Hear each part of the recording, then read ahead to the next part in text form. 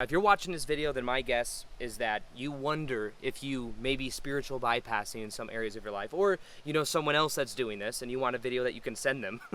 But what this video is going to show you is the absolute cure to spiritual bypassing. I'm going to show you exactly what I did to get out of that spiritual bypassing energy, how I've seen other people do it, the most powerful cure you can possibly find for it, and understand why are you even doing it in the first place. That's what I'm going to be sharing with you in this video. And for me, I've done this in many different areas of my life. When I look to my past, you know, many of you may know my past if you've been watching my videos, but I had a controlling ex-stepmom in my life from 7 to 16 years old. And because I had so much negative tension growing up, I think that I resisted any type of tension in my life, of making anyone mad. That turned me into people pleaser for years. And one thing that I had to learn how to do is how to deal with those boundaries. Because before I didn't have boundaries. I just kind of feel like I would do and be afraid to say no to things I didn't really want to do. I was a very agreeable person. And the nice guy or the people pleaser is spiritual bypassing because it's not actually authentic. It's almost like a wall that's put up. It's a wall that's put up that says, well, if I'm nice to you, then in exchange I'm going to get that validation. If I do things for you, then you're going to give me something in exchange. And a lot of times as well, if we resist tension, so for example, recently I had someone come into my life to kind of show me the pattern of my ex-stepmom, somebody that is obviously narcissistic, that was trying to control and manipulate me. And I realized that instead of standing up to this person and telling them how I really felt, being authentic, I was like, oh, I need to walk on eggshells. It was almost like I was afraid. But what I realized was the real part of me that was afraid was the little kid part of me that was afraid from back in the day anytime I stood up to my ex-stepmom or somebody that was trying to control me. So that pattern was living in my life now. That's what I realized. And the moment I realized this was so powerful because in that moment I made a choice that no more of this. I then put my foot down. In a way, I was comfortable with tension. I think a lot of spiritual people are really nice and people pleasers because they don't feel comfortable with the tension, because the tension feels like low vibration. I have news for you. Sometimes that can be very empowering for you to say what you want, to do what's authentic to you. When I was tiptoeing around this narcissist and trying to just be agreeable and kind of get around, walk on eggshells, I realized this isn't authentic. And in that moment, I then became very firm.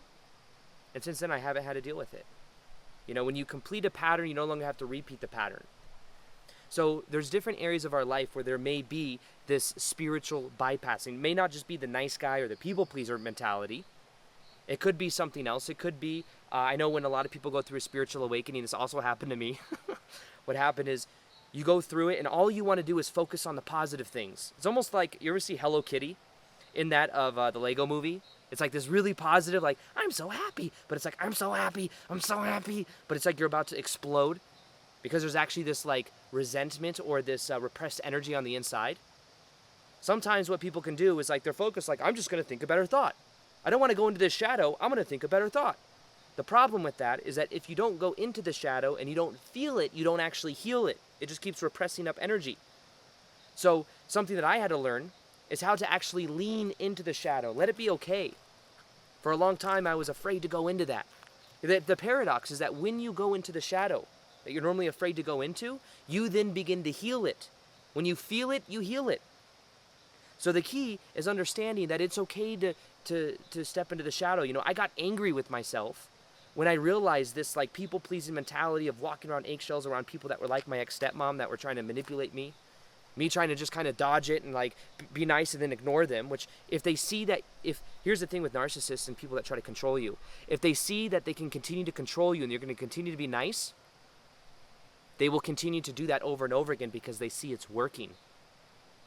But if you put your foot down and you're okay with that tension, you're okay sometimes to not agree with people. You're okay to say what you want. You'll find that then you get a very different response in life. You see, every one of us are the star of our own movie. The problem is that sometimes we give up that star role to become a cameo. That's what happens with the bypasser or the people pleaser or the nice guy. So it's a pattern that we can begin to get out of by realizing no more spiritual bypassing. This isn't just about thinking a better thought. This is about going into the emotions. When I felt angry with myself, I wasn't judging myself like, oh, I'm feeling angry. I was angry at all the other times in my past where I did things I didn't really want to do just to make someone else happy.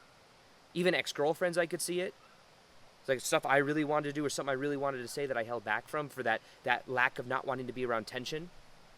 I was talking to this guy the other day that was, he's like the handyman at my house. And I was talking to him, and I could tell he's a very nice guy, similar to my dad. You know, I had to break out of that role. I had to do what I want. The key to breaking out of being a nice guy or the people pleaser is to do what you want to do. Not as a narcissist, but to do what you authentically want to do. And to be okay with tension. To be on your own purpose. To be the star of your own movie. And I could tell that he was dealing with the same thing. I remember I said, what would happen if his ex, who they have a kid with and they're good friends, what would happen if she was mad at you? He's like, oh, I would avoid her. I would do anything to make her happy. I'm thinking exactly. That's what I'm talking about here. Not in a judgmental way, but the key is to be more authentic. I was explaining to him that the more you can be and do what you want, doesn't mean you're a narcissist. It means that you don't have to worry about a people pleaser or a nice guy becoming a narcissist. It's not going to happen. But there's something to be learned from that kind of mentality. Of course, that's the extreme version of it, but you learn how to please yourself first. You learn how to be happy already, and then you can actually give. So the other thing that happens when people go through a spiritual awakening sometimes is they go through and they start meditating. Everything seems like unicorns and rainbows, and you just feel at one with everything. Oh my God, this tree right here is just so perfect. It's so divine. All of this water, it just gives us everything we need. I don't want to have a 3D job. That might be the answer for some people, but for me, I wasn't ready for that. I literally quit my job on a whim. I worked at Nordstrom's and women's shoes. Quit because honestly it was getting in the way of my meditations. I was like meditating to bring high vibrational energy and to help the planet raise its vibration. And it was on every Sunday, and I had to work on those Sundays. So I said, you know what? I'm quitting this job. Went in one day. There was also some corporate politics I was dealing with. There was a manager there that had a crush on me. And I told him, I was like, yo, I'm not gay, but he kept making these passes on me. And then eventually he used that against me because I kept rejecting him. And then he started giving me a really hard time. So then eventually I was like, you know what? Went in one day, I was like, I'm not coming in tomorrow. And honestly, now that I think about it, I probably could have been more firm. I think I was just like rejecting it, and then eventually maybe I did get kind of angry, but because when you're making a pass on someone and you're not interested or you're not that sexual orientation, it's like, stop doing that. You know what I mean? But I may have been like kind of nice about it. Like, yeah, can you not talk like that? Instead of just being like, no, it's not cool. Don't do that. Don't talk to me like that. I'm the employee. And I'm not. Yeah. Anyways, but I looked at that. And then after that job, there's a whole tangent I just went on there. After that, I quit though. I realized I didn't want to get a 3D job again. I didn't want to do anything 3D. I don't want to go in public and be around so many people. I'm so sensitive to energy. But I was spiritual bypassing having a 3D physical experience. It doesn't mean 3D. I mean, I guess you can still be 5D in this body. But what I had to learn to do is to integrate into the physical experience, to enjoy food. Not get lost in food, but to enjoy food. Same thing with different things you might feel pleasure doing. Enjoy it. Don't get lost in it. But the idea behind this is when you can become completely at peace with where you are, it's a very powerful place to be. But a lot of people that go through a spiritual awakening, they just want to ascend and be done with the craziness of the earth. That's spiritual bypassing as well. I did an event yesterday here in Sedona, or I did like a little workshop, and there was somebody there who was asking a question around vulnerability because she realized that any time she had like this wall up, and she realized that she was spiritual bypassing, becoming vulnerable.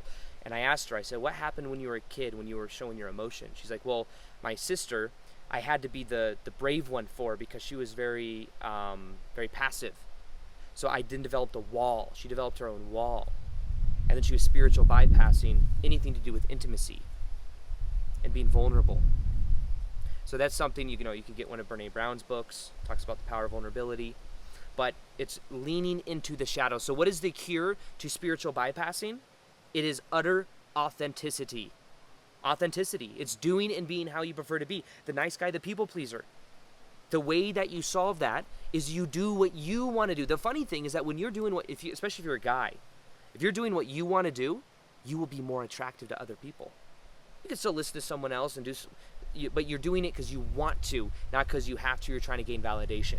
The people pleaser, same thing. Hey, you want to go out? Yeah, I guess. I don't really want to, but I don't want you guys to reject me or be mad at me, so I guess I will. Instead, you say, no, I don't really feel like it tonight. I'm not going to do it tonight. I'm going to do this other thing. I'm focused on my mission. I'm going to do that instead. You see the difference there? It's a different energy, and people respect you more. That's the crazy thing. These things, when you're got that aspect of the spiritual bypass, and you think it's going to hurt you. Oh, if I go into the tension, like you did when you were a kid and you got in trouble, you're not going to get in trouble anymore. If anything, you're going to feel more empowered.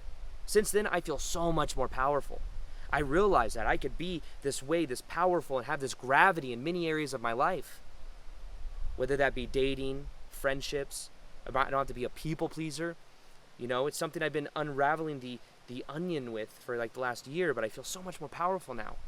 Spiritual bypassing is a way of not looking at your shadow. And instead, when you then begin to look at your shadow, you lean into it versus the conditioned response, which is to back away from it. When you lean into it, you're going to find that you feel much more powerful and that you actually do the work, and then you don't have to experience those patterns over and over again. So there could be a pattern there around vulnerability. And the thing you want to look at is, how were you growing up? Were you given pain or pleasure for doing certain things? Were certain things considered bad? What is your self-image? Look at your self-image too. How do you view yourself? You know? And sometimes when you talk about people pleasers, they get a sense of significance. Oh, I add so much value. This is part of who I am, instead of realizing you have value for being you. So spiritual bypassing is not something to judge yourself for, but realize it's okay. Give yourself permission to be authentic. The cure is authenticity. Do what you want. Say what you want.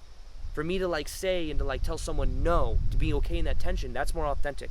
I realized that after I was tiptoeing around with that one person. I was like, wait, this is not authentic. No, I won't do this. That's authentic. I just didn't want to say it because of the spiritual bypassing. So spiritual bypassing is something you can stop like this. Become aware of it. Be aware of it, and then decide to go into the authenticity. Be unapologetically you. If it has to do with being the Hello Kitty, oh, I'm thinking negative, I want to think negative thoughts. No, it's okay. Yes, you can decide what you put your energy in. Doesn't mean that you just are at the whim of everything that happens, but it means that if there's something to look at it. If there's weeds that need to be pulled out, look at the weeds and pull them out. Don't bypass them, ignore that part of the garden. That's the idea behind spiritual bypassing. It's the desire to not look at something that you're afraid to look at. But if you go in with courage, I promise you, you will find something and you will feel so empowered. Just like I did with that whole one mentality of not wanting to be around tension. Just like I did with realizing that actually embracing the 3D experience, I've become successful because I don't have a negative relationship with money. I know money doesn't buy happiness. I know that money isn't the end all be all, but at the same time, I've redefined my sense of, I just realized it's energy. That's all it is. And if I put more value in the world, it comes back. But spiritual bypassing is no, money is bad. It's also another form of spiritual bypassing. Because then you're not held responsible. Oh, I don't have to be like them. I don't have to try to, even I used to not even take action because I was at all. I was oh, taking action sounds low vibrational. I just want to think a better thought. I'm just going to sit on my couch and visualize. Nothing wrong with that, but it could be spiritual bypassing. We came here to have a physical experience. So being that identity is important. It doesn't mean you have to work hard. It just means that you are being it. Part of me being in the reality I'm in now is making videos, doing live events, which I did yesterday. Being this ideal version of me, which requires action. Spiritual bypassing many times is avoiding that at all costs. And maybe sometimes it is to get alignment and all of that. But part of your alignment, if you're really passionate about what you're doing, is being it, which means taking action. So the key is authenticity. Do what you want to do. Don't judge yourself for feeling anger. Don't judge yourself for even feeling the walls of the vulnerability. I shouldn't be feeling this. Let it be okay that you do feel it. And then lean into it. And I promise you, something powerful will come out of it. I have a meditation that helps complete the past. When you complete the past, you no longer have to repeat the past. One of the most powerful meditations. I recommend you listen to it for 21 days. I really think it can change your life. You'll see the link in the top of the description below. And also in the comment section. And I hope you enjoyed this video. Could you like this video if you liked it? Subscribe if you haven't already. As always, I'll talk to you in the next video. Peace, much love, and namaste.